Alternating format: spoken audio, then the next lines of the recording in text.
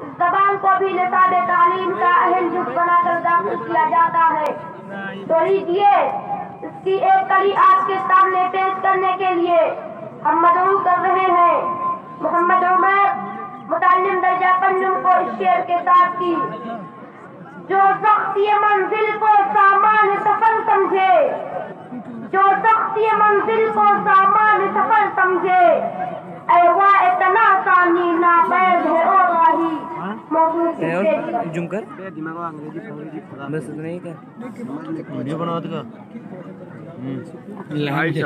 السلام علیکم ورحمۃ اللہ وبرکاتہ۔ سبسکرائب کیے گا۔ الحمدللہ وحدہ والصلاة والسلام على من لا نبی بعدہ، اما بعد فاعوذ باللہ من الشیطان الرجیم، بسم اللہ الرحمن الرحیم، وما ارسلناک الا رحمة للعالمین، صدق اللہ العظیم۔